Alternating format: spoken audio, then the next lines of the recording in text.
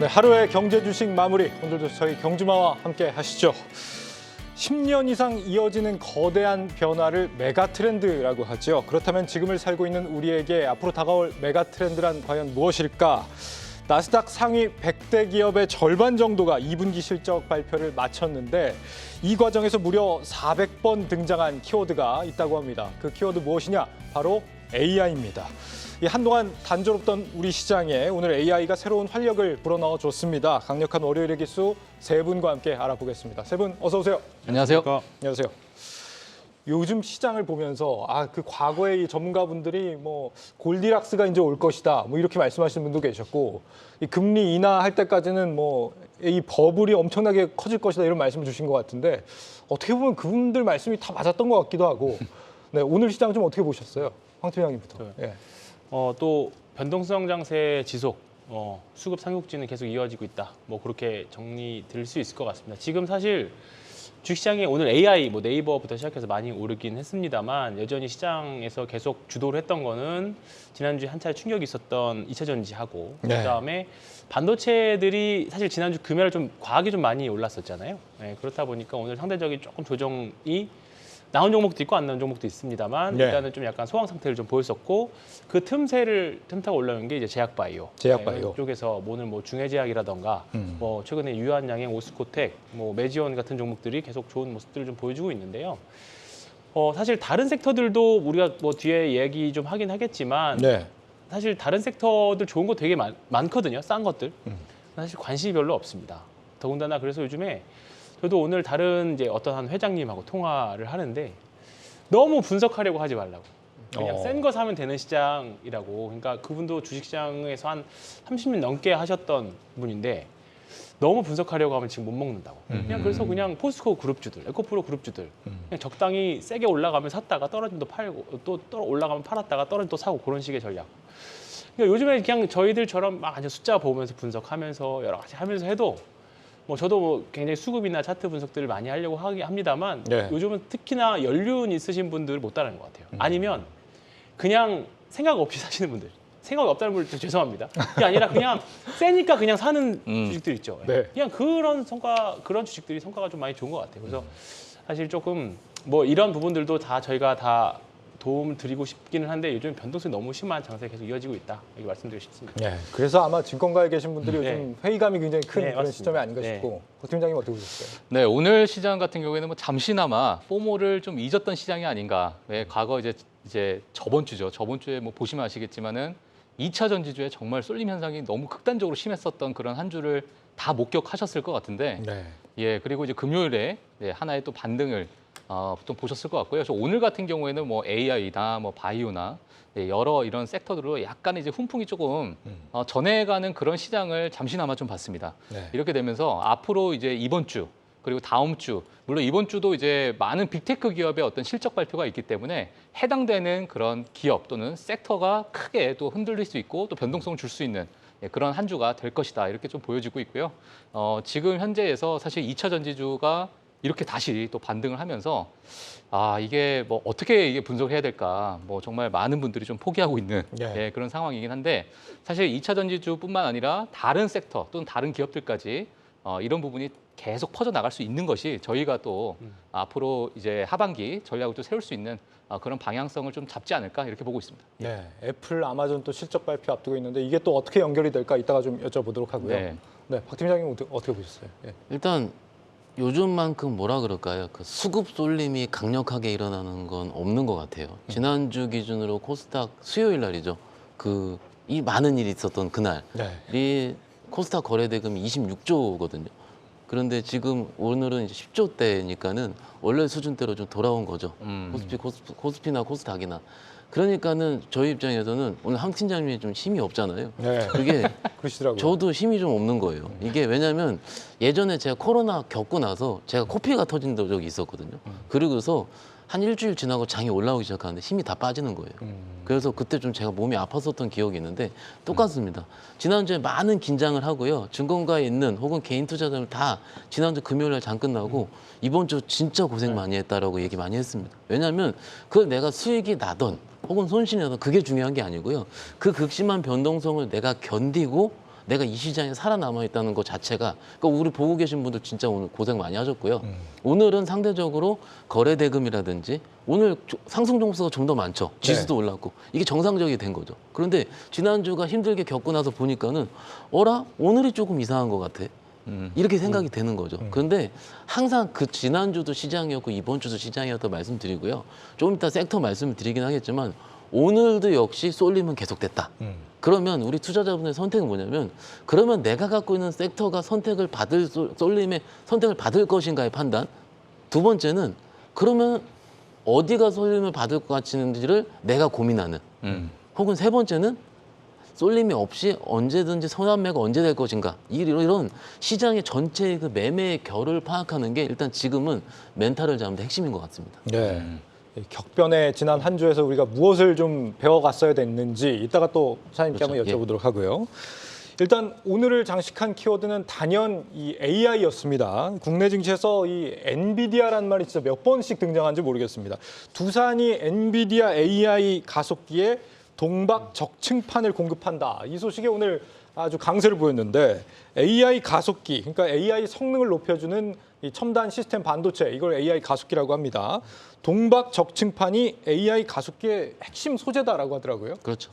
일단 AI 가속기에 들어가는 동박 같은 경우는 우리가 CCL이라고 얘기를 해요. 그런데 AI 가속기 안에는 하이엔드급이 들어가야 됩니다. 그런데 이것이 두산에서 처음 선택을 받았다는 거는 주가 입장에서 굉장히 큰 센세이션인 것 같습니다. 네. 그리고 최근 입장에서 우리가 기억을 해보는데 오늘 사무실에 재밌는 일이 있었어요. 지난주 화 수요일에 넘어올 때 이거 제2의 포스코홀딩스는 해서 LS그룹이 화요일에 선택됐던 거 기억하시죠? 그런데 오늘 두산이 딱 올라가기 시작하니까는 제3의 포스코홀딩스냐라고 얘기가 나올 정도로 왜 그러냐면 지금 2차 전지에 대한 뭔가의 그런 기재가 좀 들어가는 것 자체로 굉장히 폭발적인 퍼포먼스가 나오기 때문에 네. 특히 지난주 기준으로 LS 기준으로도 LS가 퍼가 5배, 6배밖에 안 돼요. 그러니까 원래 지주사들은 굉장히 싼데 핵심 자회사들이 잘하고 있는 건데 그건 우리 시장에 다 알고 있었던 내용이죠. 그런데 오늘 두산을 기억을 해보면은 두산이 장중에 25% 이상 갔었고 네. 20% 이상 끝났는데 이 거래량이 장대양을 크게 솟으면서 올라갔어요. 그러면은 기술적인 트레이더 입장에서는 이 정도가 유지가 되면은 내일은 오늘 고점 정도 한 번씩 더 트라이 할 수가 있겠구나 하면은 여기서 매수세가 들어가게 되는 거고. 네. 그리고 지난주에 우리가 포스코홀딩스 LS의 기억이 있지 않습니까? 네. 그러니까 충분히 내가 해볼만 하다라고 거래량이 충분히 폭발적으로 나오는 거예요. 그러니까는 지금 시장 자체가 아직은 지난주에 뜨거움이 남아있는 겁니다. 두산 기준으로 올해 지금 퍼가 한 4~5배밖에 안 나오거든요. 그리고 두산 로보틱스 상장 입주도 충분히 있고요. 예. 그런데 오늘 레인보우 로보틱스가 또 강력하게 솟았단 말이에요. 그러면 오늘 두산이 오르는 게 얘기한 CCL이라 그래 동박 적층판 엔비디아 때문에 오르는 건지 혹은 두 번째 같은 경우는 아니다 로봇 때문에 오르는 건지 이거를 현장에서도 파악하기 어려울 정도로 굉장히 강력한 매수세가 들어온다라는 거죠. 그러면 우리가 생각을 해보겠습니다.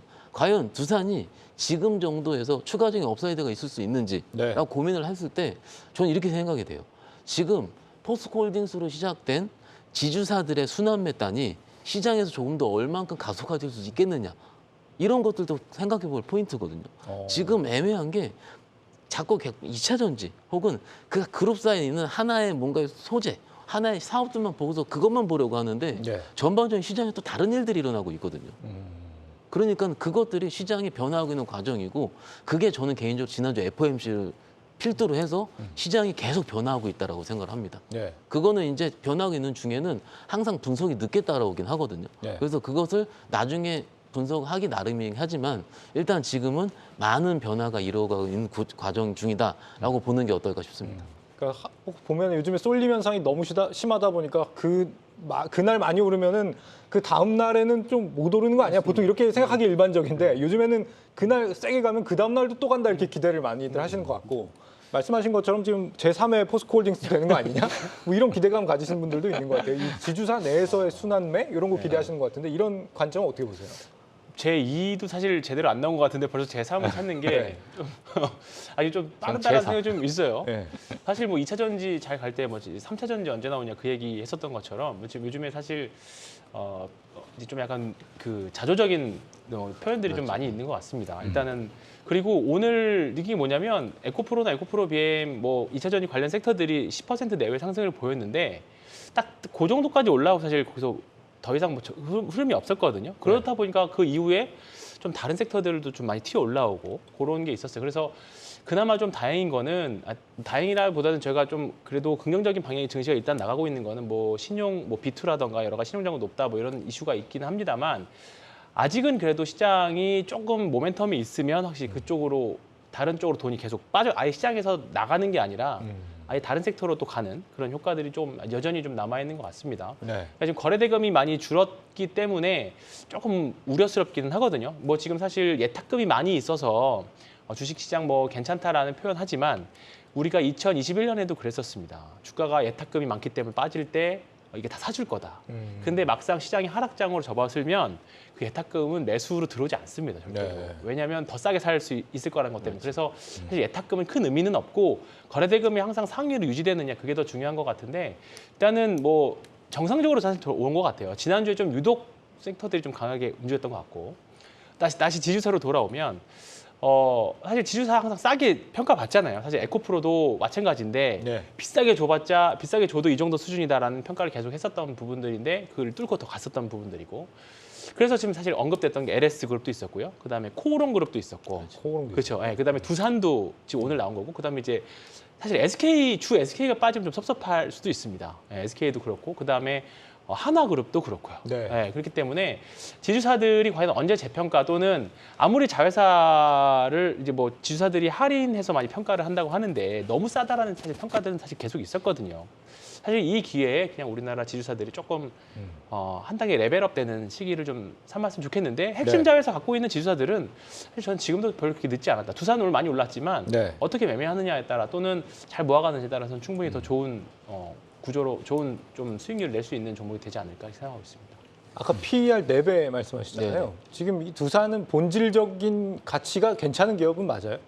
그러니까 핵심 최근에 작년까지만 하더라도 두산그룹주 얘기할 때는 자회사의 디스카운트, 예를 들어 두산건설이라든지 두산중공업 여부 이런 것들 때문에 항상 디스카운트가 되는 경우가 많이 있었어요. 네. 그런데 지금 같은 경우는 로보틱스 상장을 필두로 해서 조금 더 성장성을 더 받는 거라 보시면 될 것 같고 뭐 부채 비율도 거의 없는 상태고 유보율 같은 경우도 지금 1,500% 정도 되는 상황이기 때문에 네. 뭐 재무제표상으로는 크게 문제는 없어 보이고요. 이게 항상 말씀을 드리지만 시장이 어떤 거를 더 주목해서 보느냐에 따라서 시장 트렌드가 많이 달라지는 것 같습니다. 그 트렌드를 뭐 일각에서 이제 패션이라 얘기를 하더라고요. 지금 패션 자체가 계속 바뀌고 있는 중이니까는 일단 지금 한번 그 어떤 식이 일어났는지 왜 올랐는지 정도를 보는 것도 일종의 스터디가 될 수 있으니까는요. 확인해 보시면 어떨까 싶습니다. 예. 오늘 엔비디아 얘기가 또 나왔습니다. 얼마 전에 상장한 이 파로스아이 바이오. 엔비디아와 함께 AI 신약 공동 개발에 참여했다라는 소식이 오늘 상한가로 직행했더라고요. 예, 맞습니다.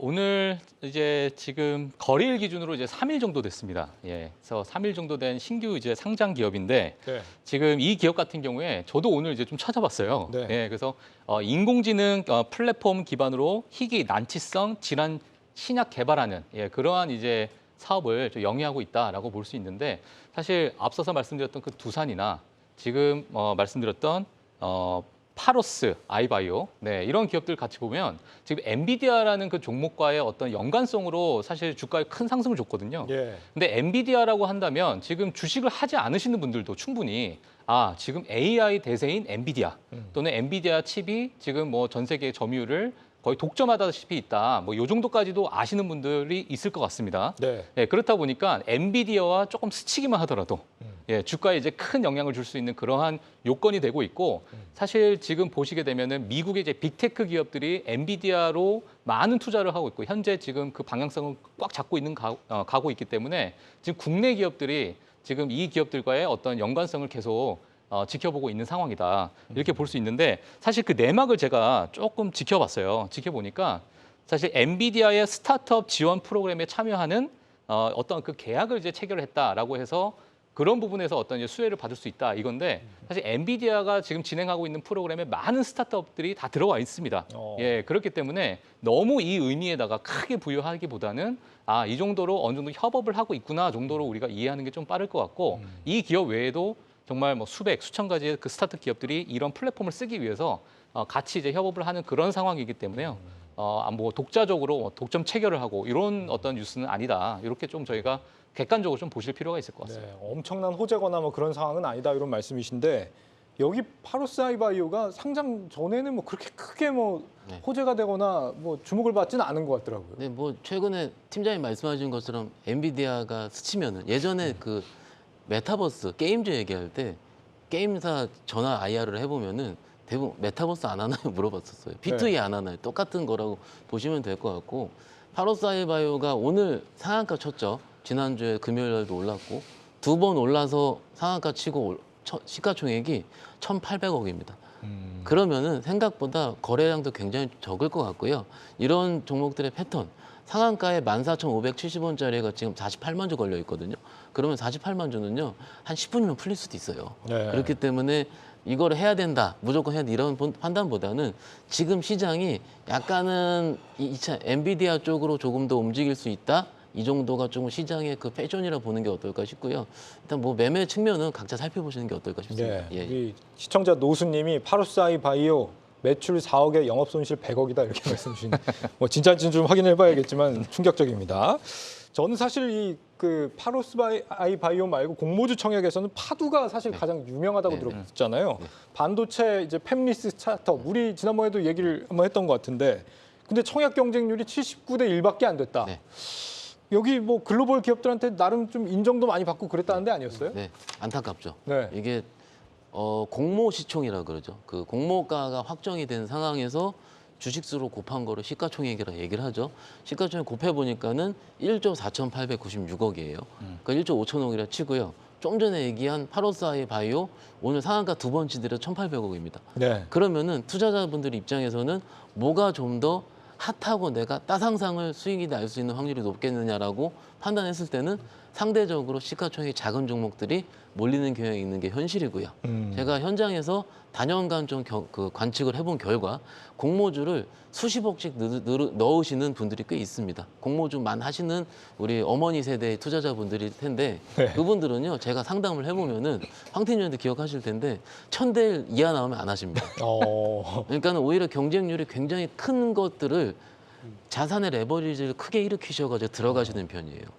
그리고 환불이 한 3일 정도 걸리죠. 네. 그래서 3일 후에 바로 레버리를 일으킨 환불금을 가지고 바로 그 대출을 끄시는 경향이 있는데 일단 항상 뭐 저만의 경험일지 모르더라도 일단 공모주에 청약을 많이 하시는 분들의 특성상 그리고요 이 공모주도요 왜 그렇게 크게 뛰었습니까?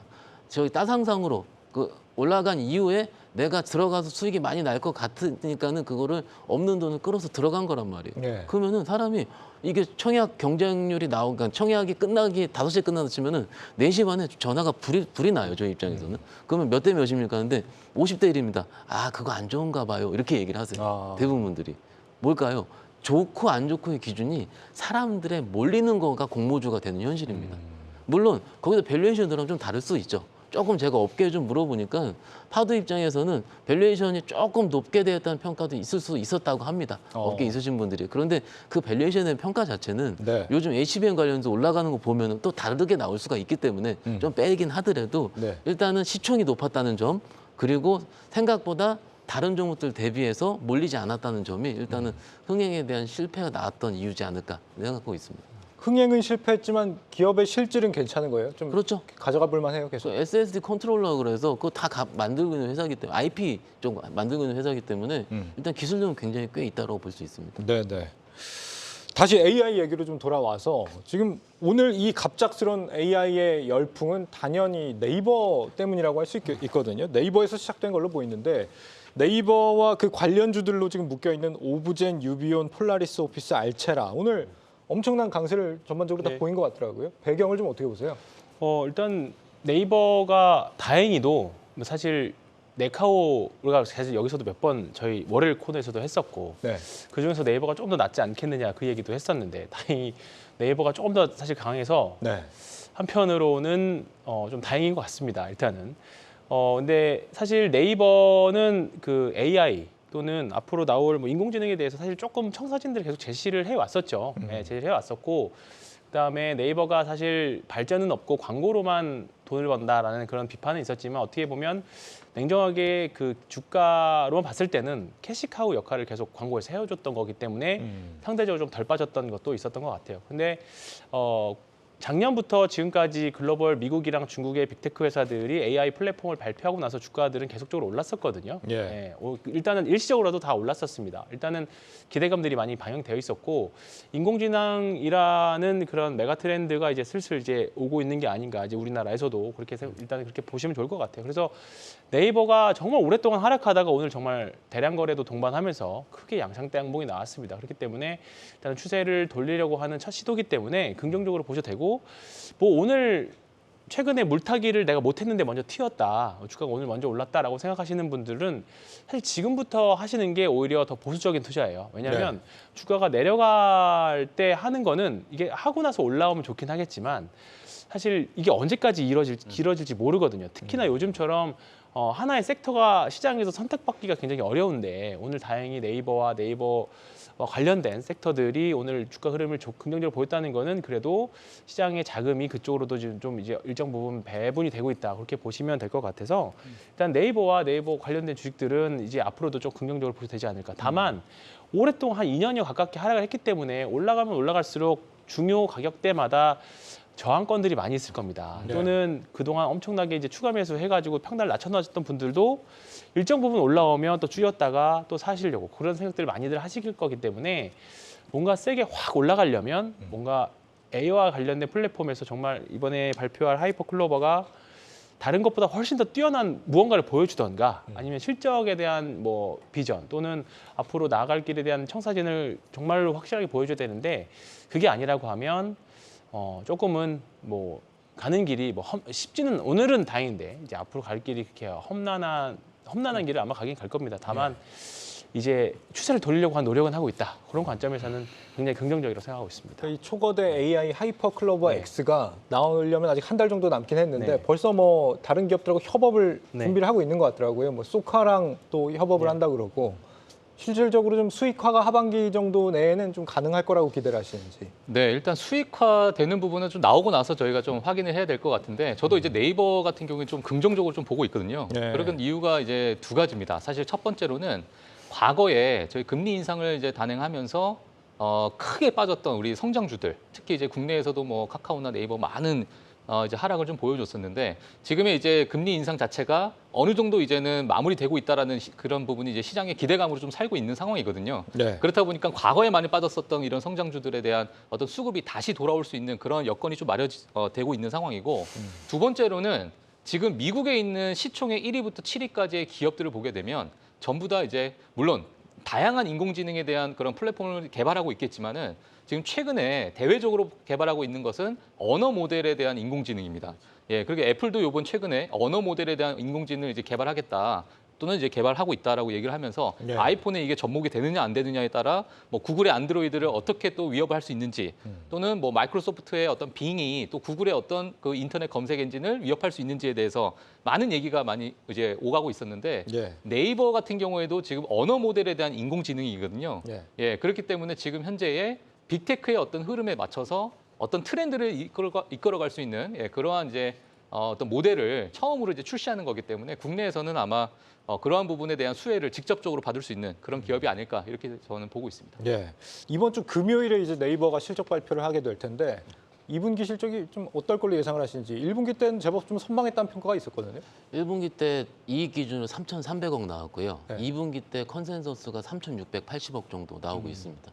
그리고 최근 한 며칠 동안 네이버에 대한 프리 어닝 시즌이라 그래서 프리뷰가 나왔는데 일단 웬만한 증권사들에서는 컨센서스를 맞출 것 같다. 이유는 우리가 광고라는 것보다는 기존에 알고 있는 커머스 쪽의 실적이 나아지고 작년에 인수한 포시마커 기억을 하시죠. 포시마커에서 그 실적에 대한 건전성을 굉장히 강화해 줄 것이다. 네. 그런데 2022년도 23년 넘어올 때 우리가 하이퍼 클로버 X를 개발하는 개발 비용이 2천억 정도 손실 상계가 될 것 같다. 근데 이거는 시장에서 알려진 부분 같다. 이거예요. 그러니까 지금 전 우리 황 팀장님이나 박 팀장님 의견을 같이 종합을 해야 되는 게 뭐냐면은 네. 일단 지금 네이버가 굳이 선택되는 이유는 지금 카카오에 대한 컨센서스, 특히 카카오를 쳐다보는 분들이 많나요? 그렇게 많지는 않을 것 같습니다. 네. 둘 중에서는 그래도 네이버를 선택하자. 이유는 2분기 실적이 그나마 잘 나오니까.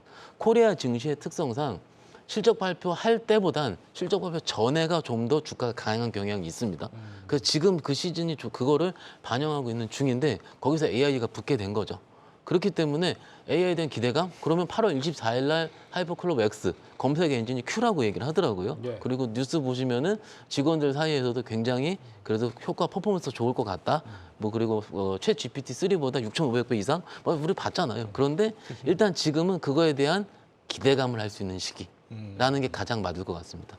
일단 저도 코리아의 증시를 맨날 매매를 하면서 실적 발표 이후에 좀 더 크게 가는 거가 항상 봤으면 좋겠어요. 근데 대형주 기준으로 못 봤어요, 아직까지는. 그런데 일단 지금 오늘 월요일 입장에서는 실적 발표하는 금요일 전까지는 일단 지금 추세가 유지될 것 같다. 하나. 그리고 저 오늘 이것에서 파생된 뭐 솔트룩스 시작된 예전에 3월 달까지 굉장히 크게 움직였었던 4인방 종목들이 있어요. 네. 그런 종목들이 오늘 10%에서 20%씩 크게 움직였거든요. 그런 종목들의 결은 아마도 8월 24일 전까지는 일단 유지될 것 같다. 그것이 지금 그것이 발표가 돼서 제대로 워킹한다, 성공한다 이거에 대한 판단보다는요. 일단 그 전에 움직였어요. 그리고 3월 달까지 그 종목들이 끝을 찍을 때는요. 우리가 아시죠? 챗 GPT-3에서 4로 넘어가는 발표 전에가 고점이었습니다. 기억나시죠? 그리고 그 중간에 6월 달, 7월 넘어갈 때 무슨 일이었습니까? 그 챗 GPT의 사용자 수가 줄어들고 있다. 그리고 기억을 하시면 또 학생들이 방학을 하는 시즌이었다. 어쩔 수 없다. 대신 B2B는 강화된다. 다 봤었거든요. 네. 결론적으로는 일단 지금 시즌은요. 오늘 처음 올랐던 거.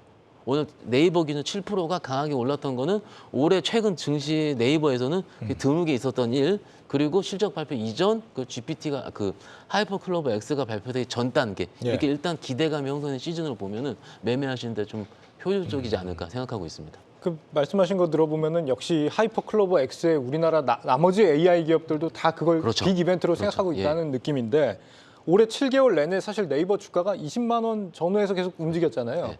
지금 이제 22만 원 된 거란 말이죠. 그렇죠. 예. 앞으로 하반기에 이게 좀 계속 계단식 상승을 좀 할 수 있는 모멘텀이 될 수 있을지. 물론 이거는 실적 여부에 따라서 달라질 수 있을 것 같고요.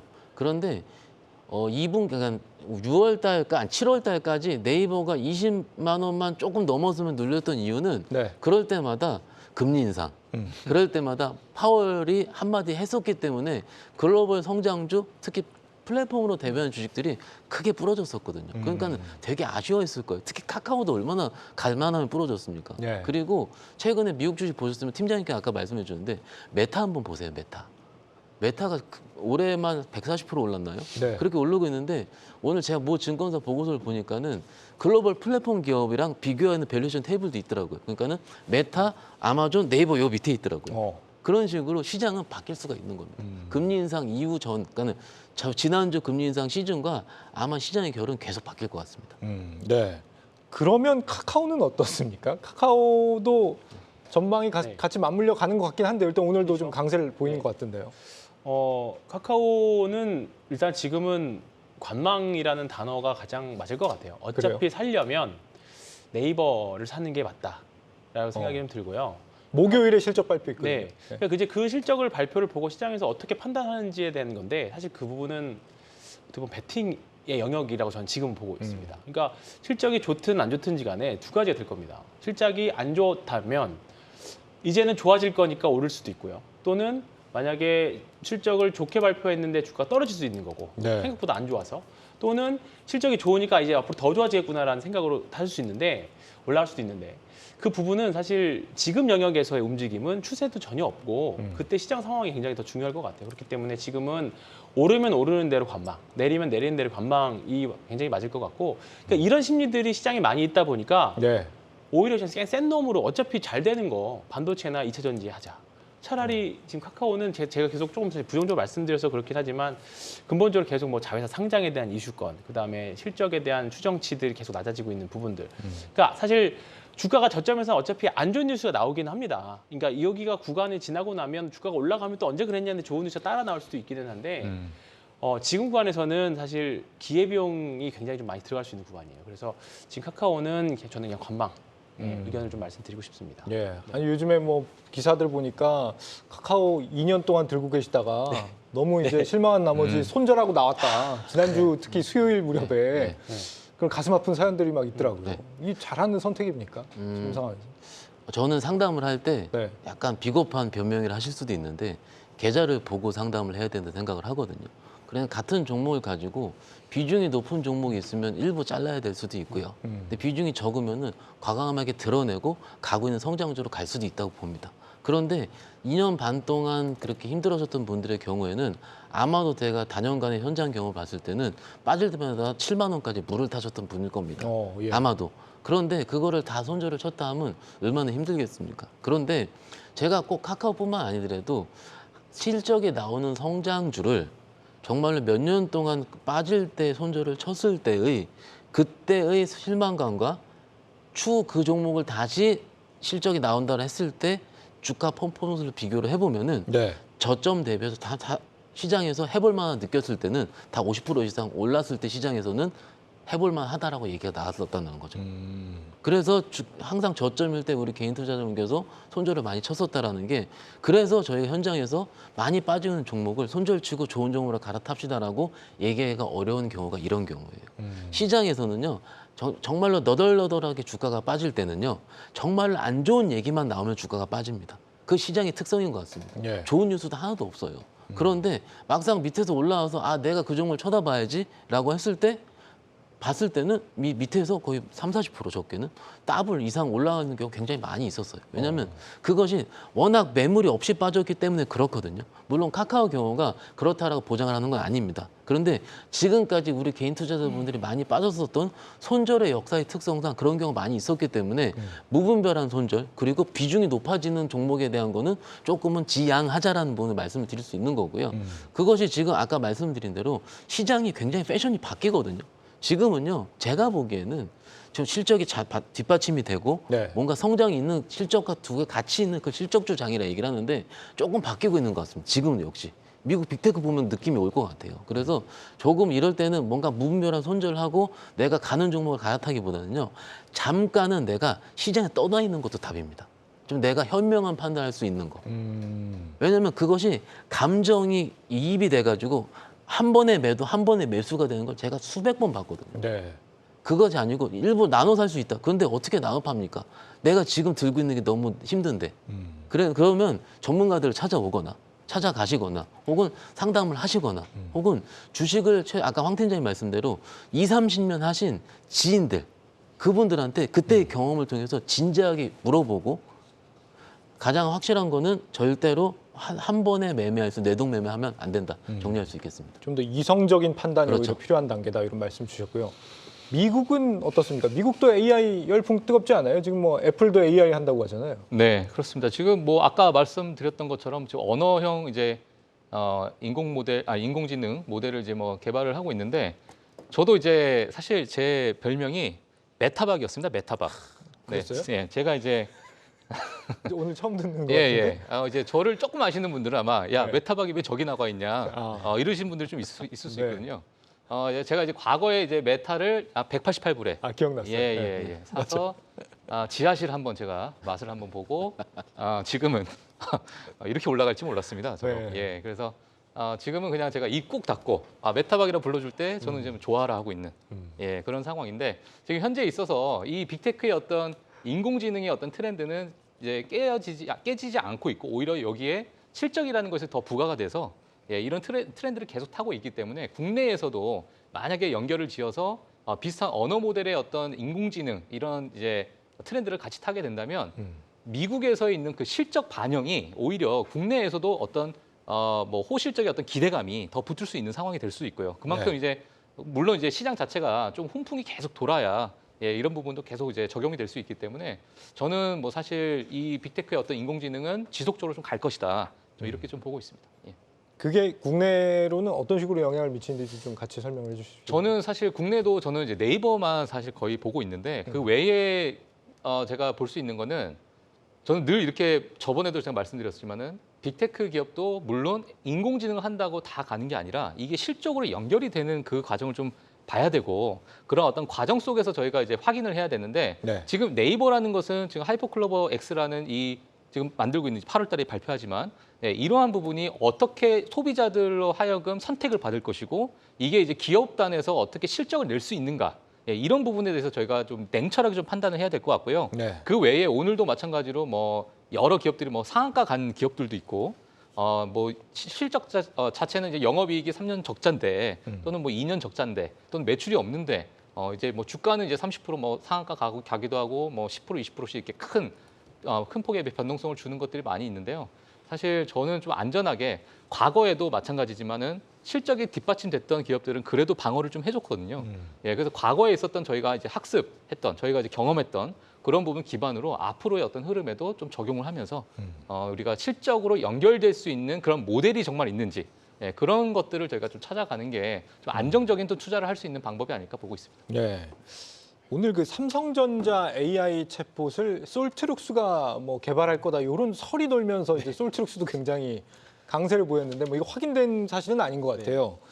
뭐 AI 관련주들 보면은 지금까지 계속 이제 오르락 내리락 많이 한 것 같고 그 과정에서 이제 다 합쳐 보면은 그렇게 기대만큼 막 강력하게 꼭 상승했다고만 볼 수는 없을 것 같거든요. 네.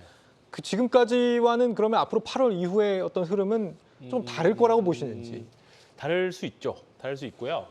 우리가 인공지능이 사실 오늘 우리가 화두가 되니까 이야기를 하는 거지만 사실 인공지능은 작년에 이미 한번 대시세를 한번 냈잖아요. 네. 엄청 사실 냈습니다. 그리고 나서 시세를 내고 나서 사실 막상 실적 시즌에 들어가서 좀 종목별을 봤더니 아직 좀 멀었다. 또는 한국 기업들은 챗 GPT든 한국형 AI에 대해서 좀 멀었다라는 내용이 나오면서 사실 주가가 다른 주식이 엄청 세게 2차 전지든 반도체든 갈 때 사실 좀 시장에서 관심 받지 않았죠. 근데 이제 시장에서 충분히 관심 이제 어느 정도 기간 조정과 가격을 거치면서 그러면 이제 한번 또 새로운 모멘텀이 등장을 했는데 다시 한번 시험대 위에 올라선 겁니다. 그러면 여기서 실적을 제대로 내고 그다음에 앞으로 이제 사업에 대한 영역들 또 이게 진짜로 돈을 버는 이 회사 진짜 돈을 버는 사업을 영위하고 있는지에 대한 진짜 판단이 들어갈 겁니다. 그러면 그런 종목들은 정말로 지금보다 과거 에코프로의 같은 버금가는 또 시세를 그런 주가 퍼포먼스를 낼 수 있는 네. 종목들이 또 분명히 나올 겁니다. 근데 대부분의 테마주들은 한번 시세를 냈다가 테마주였다가 주가가 생각보다 이제 종목들 실적을 까봤더니 생각보다 아니네. 그냥 단순 테마주였네. 하는 섹터들은 사실 좀 많이 사라지고 대신에 그 섹터가 우리의 인류를 바꿀 수 있는 무언가 메가 트렌드가 되는 거면 그리고 실적까지 동반되는 거면 정말 대시세들이 나거든요.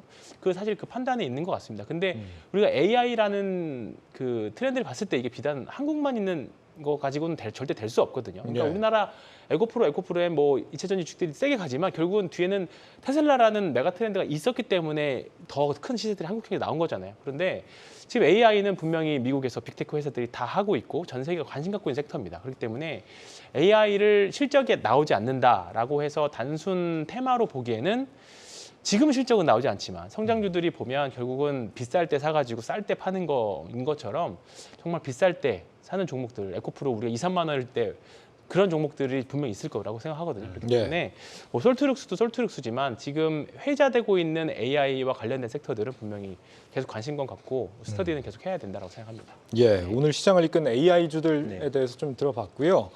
AI도 그렇지만 지금 당장 실적이 막 폭발적으로 증가하고 있는 게 아닌데도 불구하고 주가는 오르는 것들 요즘 굉장히 많습니다. 2차 전지 쪽도 사실 뭐 좀 비슷한 흐름이 있지 않을까 싶은데 에코프로 같은 경우는 오늘 주당 120만 원 다시 돌파를 했고요. 네. 이게 다시 기존의 흐름으로 돌아갔다 이렇게 보는 게 맞습니까? 어떻게 보고 있어요? 주가는요 네. 항상 기세가 있습니다. 그래서 한번 꺾였다 하더라도 그 다음에 테크니컬 리바운딩일 수도 있고요. 수급적인 부분이 있을 수가 있고요. 그것이 수급적인 테크니컬 리바운딩에 끝난다? 아니다라고 판단할 수 있는 거는 시간이 좀 더 지나본 다음에 알 수가 있겠죠. 네. 지금은 그것을 확인하는 과정 중에 있다라고 봅니다. 그리고 그냥 편하게 수급적으로 얘기했을 때 지난주에 못 사신 분들 많이 있을 거 아닙니까? 그러면은 이번 주에 그러니까 지난주에 빠진 걸 이용해서 내가 수급적으로 매수를 해야 되겠다는 것도 충분히 있을 수가 있고 네. 혹은 외국인들 공매도 쇼크오버가 충분히 아직도 나올 수 있고 그리고 아직 MSCI 리밸런싱 수급적인 이슈가 8월 30일 말까지 있기 때문에 아직까지 이벤트는 남아 있어요. 그런데 여기서 말씀드리고 싶은 거의 핵심은 그 이벤트가 남아 있을 때 과연 지난주의 퍼포먼스와 앞으로 남아있는 이벤트의 퍼포먼스가 무엇이 더 강력할 것인가에 대한 고민을 해보자는 겁니다. 저는 그 답을 내진 못하겠어요. 그렇지만 경험적으로 장대 양봉이 터지고 거래가 이렇게 크게 터졌을 때 그 퍼포먼스가 조금 더 강했다는 과거의 패턴은 좀 있긴 있는 것 같습니다. 네. 그렇지만 이런 2차전 최근의 관련주들이 과거의 패턴을 다 깨면서 올라왔거든요. 그렇기 때문에 제가 말씀드리고 좀 조심스러워하는 것도 있긴 있습니다. 네. 하지만은 신규 매수자 입장에서 봤을 때 조금 확인을 해보면 어떨까? 무슨 얘기냐면 지금은요 지난주 이번 넘어올 때 변동성이 극대한 구간이에요. 네. 그러면은 원래 주식을 살 때 어떻게 사라고 배웠습니까? 천천히 눌릴 때만 천천히 분할 매수 그리고 실적을 스텝 바이 스텝으로 확인하자라고 배웠지 않겠습니까? 그러면은 그 스텝 바이 스텝으로 확인할 때는 뭐가 빠져요? 수급적인 이벤트가 빠져 있는 거예요. 그러면 수급적 이벤트가 끝난 다음에도 주가 퍼포먼스가 꾸준하게 안정성 유지된다면 저는 당연히 매수. 그렇지만 지금은 그 변동성에 있는 계속 들어가 있는 구간이기 때문에 사람마다 조금 좀 다를 수 있다 보는 거죠. 그리고 다른 2차전 관련주들을 좀 생각을 해볼게요. 2차전 관련주들이 에코프로가 올라서 BM이 올라서 다른 것들이 안 간다라고 말씀하시는 분이 있습니다. 근데 주가는 오늘 LNF가 어느 순간 이렇게 올라와 있어요. 이렇게 생각을 해보시면 주가는요. 항상 어느 것이 승자, 패자의 게임이 아니고 네. 실적이 있고 적당한 밸류에이션 가지고 있으면 어느 정도 만난다라는 걸 오늘로서도 확인할 수가 있는 거거든요. 그렇기 때문에 조금 좀 뭐라 그럴까요? 흥분을 가라앉히고 좀 변동성이 줄어든 상태에서 보시는 게 어떨까 말씀드릴 수 있겠습니다. 지난주에 이 흔들림을 보면서 제가 느꼈던 거는 이 개인들의 그 바닥을 견뎌내는 힘 있잖아요. 여기서 더 떨어질 수도 있는데 내다 팔지 않고 그냥 버티는 그 힘이 정말 대단하구나. 이런 강력한 그 인내심이랄까요? 이거 어디서 나오는 거라고 생각하세요? 이건 뭐 그냥 제 개인적인 내피셜이지만 네. 이게 예전과 좀 다르잖아요. 이 다릅니다. 흐름이 너무너무 다르고 저는 사실 뭐 제가 이제 뭐 국내 시장의 어떤 큰 그런 어떤 경험이나 물론 이제 지금 박현사 차장님도 계시고 황윤 팀장님도 계시겠지만은 워낙 이제 출중하신 분이 계시지만은 네. 저는 정말 이런 시장을 본 적이 없거든요. 네. 이런 거는 꼭 어디선가 코인 시장에서 본 것 같은 느낌이 좀 듭니다. 이건 뭐 제 개인적인 생각인데 시청자 골디어신님이 믿음에서 나와요 이러시네요. 그러니까 이제 코인 시장에 계셨던 분들이 네. 큰 믿음을 가지고 그 좀 들어간 자금도 좀 있지 않나 그런 좀 생각이 들 정도로 그만큼 네. 너무 변동성이 크니까 정말 좀 깜짝 놀라는 그런 시장이라고 보여집니다. 주가가 지금 하루 만에 10만 원이 오른다는 게 사실 이 에코프로 아니면 쉽지 않은 최근에 보기 힘든 일이잖아요. 이런 변동성, 아까 우리 박 차장님도 변동성이 좀 사그라들 때까지 조금 더 신중하게 판단해봐라 이런 말씀 주셨는데 대체 이 변동성은 언제쯤 좀 사그라들 거라고 예상하세요? 변동성이 사그라들기가 좀 쉽지 않죠.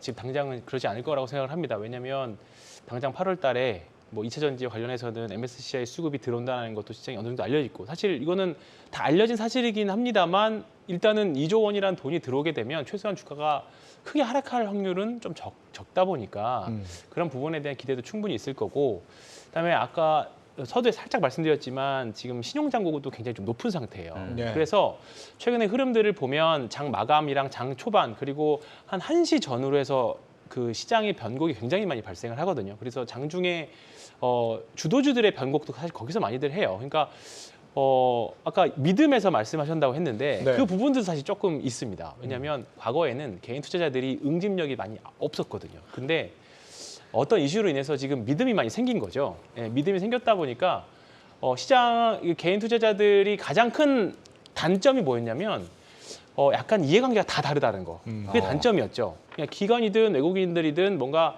그 합리적인 방향이라 뭐 본인들이 그 투자 주체들마다 목표하는 그 방향성이 있었는데 지금은 좀 뭔가 이 외국인들과 기관에 맞설 수 있는 뭐 응집력도 생기고 그 다음에 확실한 방향성에 대한 뭐 그런 어떤 무언가가 지금 수급까지 받쳐 자금 여력까지 되다 보니까 정말 하나의 정말 그 외국인들과 기관이 옛날에는 사실 외국인들과 기관 투자자들이 파생 시장에서는 거의 뭐 개인 투자자들을 농락하고 그랬었거든요. 근데 요즘은 이제 현물 시장에서만큼은 거의 뭐 이제 3대 세력으로 돼도 충분히 이제 이해를 돼도 어느 정도 개인 투자자들의 실력들이 많이 올라와져 있는 것 같다는 생각이 좀 많이 들고 있습니다. 네. 지금 앞서 이제 박 차장님하고도 잠깐 얘기를 했는데 앞으로 만약에 에코프로가 또 100만 원대 아래로 네. 언젠가 떨어질 일이 네. 있다면 제가 개인 투자자의 마음으로서 한번 주워볼까? 네. 다시 또 120이 네. 올라갈 수도 있으니까 네. 그런 마음 한번 먹으실 네. 것 같은데 네. 잘하는 판단인가요? 저도 준비는 하고 있습니다. 아, 떨어지면. 그래요? 대신에 바이앤홀드로까지는 못할 것 같고요.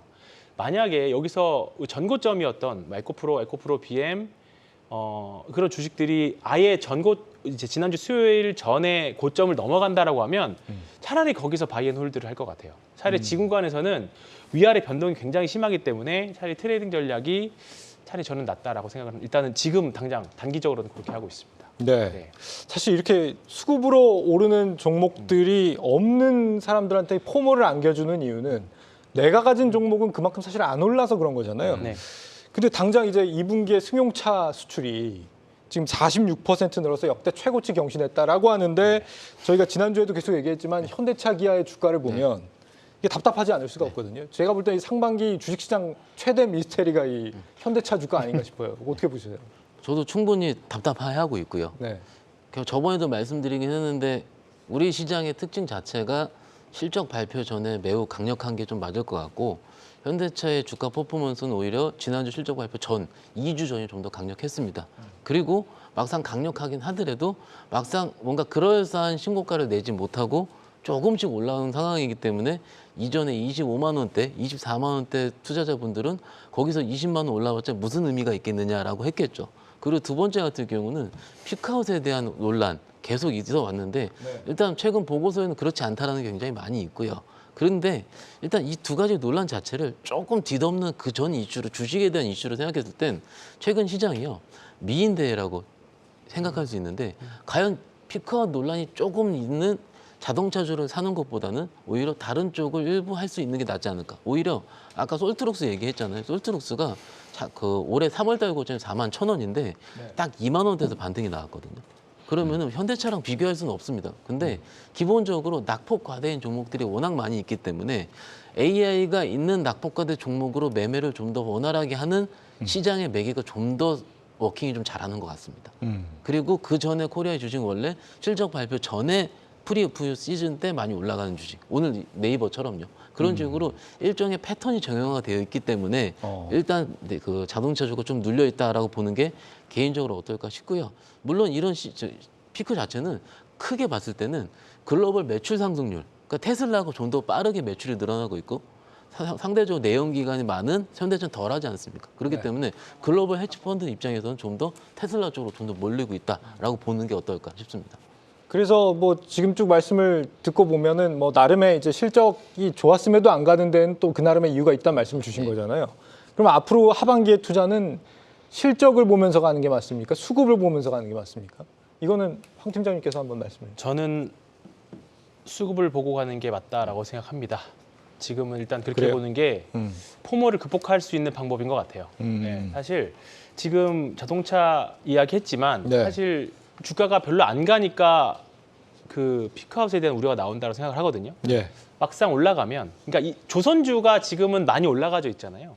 조선주가 사실 2년 전부터 계속 신조선가도 올라가고 계속 수주 늘어나고 있다가 했는데 계속 우역들 이제 겪다가 이제 신고가를 가니까 그런 부분들에 대한 의심이 사라지고 이제 긍정적인 뉴스만 계속 나오는 것 같아요. 그러니까 자동차도 마찬가지라고 봅니다. 예. 결국 시장에서 수급이 분명히 때가 되면 자동차 섹터 분명히 좋다라고 인정을 하고 돈이 들어올 겁니다. 예. 왜냐하면 단순한 내용이 아니라 사실 현대기아차는 지금 아직도 내연기관의 비중이 90% 이상이기 때문에 전기차 회사로의 성장 가능성 또 우리가 밸류에이션 높여줄 수 있는 가능성은 충분히 아직도 있다고 생각해요. 다만 너무 다른 섹터가 좋고 다른 섹터를 너무 좋아한 나머지 이쪽 섹터를 살 자금이 있거나 아직 여유가 없는 거죠. 그러다가 다른 섹터가 어느 정도 조금 이제 지지부진해진다라고 하면 분명히 자동차 섹터들은 조금 좋아지는 흐름은 나올 겁니다. 그러니까 기회비용 차원의 문제인 것 같아요. 예, 이쪽에서 센 주가 흐름이 세고 모멘텀이 강한 쪽에서 매매를 할 것인가 아니면 쌀 때 계속 모아서 올라가는 거 보고 지금 이제 좀 길게 보고 모아갈 것인가 그 부분은 기회비용 측면과 자신의 투자 스타일 그런 부분들을 같이 고려하시면 될 것 같습니다. 예, 우리 시청자 심프로님이 이제는 뭐 초단타 정도만 유효하지 않겠느냐. 네. 여기서 더 갈지 말지는 누구도 알 수 없지만 조심할 그렇죠. 필요는 있어 보이네요. 이런 말씀을 주셨습니다. 예, 요즘에 이제 증시 거래 대금이 역대급으로 많다 보니까 증권주 사야겠다 이렇게 말씀하시는 네. 분도 있을 정도로 거래 대금이 굉장히 많은데요. 증시 예탁금도 최근에 1년 새 최대라고 하더라고요. 증시가 이걸 앞으로 좀 살아난다 이런 신호라고 봐야 될까요? 일단 증시 예탁금이 58조 지난주 금요일 기준으로 나왔고 좀 전에 확인해 보니까 55조대로 조금 줄긴 줄었더라고요. 그래서 예탁금의 변동성도 커지는 것 같아요. 그러니까 왜냐하면 이게 공모주 청약도 많이 있기 때문에 주식시장에 들어오는 자금이 들어왔다 나왔다 이게 많이 있는 것 같고요. 어찌됐든 그 예탁금이 늘어나고 있는 것 자체 사실이 꼭 거래대금이랑 직결되지는 않습니다. 네. 저는요 이게 시장의 질이라고 판단을 하는데 어떤 종목들이 많이 워킹을 하느냐 그리고 그 종목들을 매매하는 투자자의 본질이 외국인들이 좌지우지 5월달 같은 경우는 외국인들이 좌지우지했거든요. 네. 그럼 그때 시장은 아시다시피 거래대금이 많이 늘어난 시장보다는요 반도체가 가는 대형주 위주장입니다. 그러면 거래대금이 그렇게 많지 않거든요. 그래서 예탁금 이꼬르 바로 그런 거는 좀 약간 제가 보기에는 아닌 것 같고요. 두 번째 경우는 이게 지금 예탁금이 늘어난 다음에 과연 어느 쪽으로 파생이 되느냐 이걸 판단하는 경우가 있거든요. 네. 그런데 이것이 지금 성장주로 가느냐 마느냐 이 판단이 있는 것 같아요. 근데 오늘 네이버 올라간 거 보면은 성장주로도 어느 정도 매기가 좀 있는 것 같으니까는요. 일단 시장을 조금 더 살펴보자라고 생각하는 게 어떨까 싶습니다. 예, 우리 시장은 그래도 지금 막 힘을 받으면서 가고 있는데 그렇다면 지금 세계 시장 쪽을 한번 보고 싶습니다. 뉴욕 증시 같은 경우는 지금 뭐 빅테크들 잠시 주춤하더니 또 다시 힘을 받는 느낌이잖아요. 네. 미국은 이제 골디락스로 가는 겁니까? 네, 맞습니다. 뭐 저번 주에 아마 지표를 보셨던 분들은 이제 PC 같은 경우에 이제 개인 소비 지출이죠. 예, 이런 부분까지 인플레이션의 어떤 둔화로 좀 확실시 되면서 시장에서 좀 환호를 좀 했는데 네. 저번 주 같은 경우에도 이제 테슬라 또는 뭐 리비안, 루시드 같은 이러한 이제 소형주들도 큰 상승을 좀 했어요. 예. 그렇다 보니까는 전체적으로 또 자동차에 관련돼서 그런 섹터들이 좀 주목을 좀 받고 있었습니다. 네. 그리고 이제 지금 테슬라나 AMD 같은 경우에도 인도 시장에 대한 진출에 대한 부분이 계속적으로 나오고 있기 때문에 앞으로 이러한 어떠한 미국의 어떤 그 뉴스들 또는 이 미국의 어떤 트렌드를 가지고 있는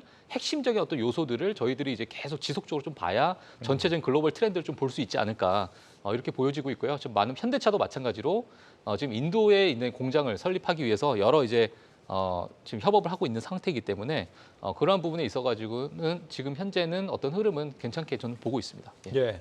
마지막으로 황 팀장님께서 네. 8월 시장을 좀 어떻게 전망하시는지 이제 내일부터 8월입니다. 네. 예, 전망해 주세요. 사실 아까 제가 착각을 했던 게 이게 방송 중 말고 네. 오늘 낮에 내일부터 하반기 시작이네 그 생각이 들었어요. 8월이니까 사실 한 달 지났잖아요. 네. 근데 내일부터 하반기 시작이네 그 생각이 들 정도 사실 7월 달 엄청 정신없이 보내왔는데요. 맞아요. 예. 한국 시장은 항상 썸머 랠리는 있었습니다. 산타 랠리는 없고 그래서 그거에 대한 사실 변화는 없고 사실 어떤 종목을 피킹하느냐에 대한 그런 부분이기 때문에 8월에는 뭐 제 바람을 약간 섞어서 제 개인적인 의견 섞어서 말씀드리면 조금 모든 종목들이 모든 한 섹터가 너무 독식하지 말고 다른 섹터들도 조금 잘 갔으면 좋겠다는 생각이 좀 들고 오늘 그런 힌트들이 좀 나온 것 같아요. 오늘 그런 힌트들이 나오고 오늘 2차 전지 지난주 금요일도 그렇고 오늘도 그렇고 2차 전지와 반도체가 계속 공존하고 있거든요. 이런 부분들이 사실 가장 좋은 흐름이라고 생각을 합니다. 그래서 지난주 방송에서 말씀드렸던 것처럼 8월 지나고 나서 이제 9월에는 이제 대주주 양도소득세라던가 그다음에 여러 가지 이제 공매도가 늘어난다는 그런 부분들 그런 거 봤을 때는 조금 9월은 조심을 해야 되는데 일단 8월은 파티는 즐기되 좀 파티장 입구에서 조심스럽게 좀 저는 즐기는 매매 할 수 있다라고 생각합니다. 네, 파티장 입구라는 말씀을 주셨습니다. 미국의 이 상업용 부동산 공실 사태 지금 좀처럼 나아지질 않고 있죠. 이런 상황 때문인지 세계 최대 사모펀드 이 블랙스톤은요. 최근 1년간 우리 돈 12조 원이 넘는 부동산 자산을 매각했습니다. 그런데 이렇게 확보된 자금이 고스란히 또 다른 부동산으로 투자가 됐다라고 했는데 블랙스톤이 새로 투자 중인 부동산은 바로 AI용 데이터 센터였습니다. 시대의 흐름 함께 읽어가시죠. 내일은 이창환 국제문 이상로 전문가와 함께합니다. 내일 뵙겠습니다. 고맙습니다.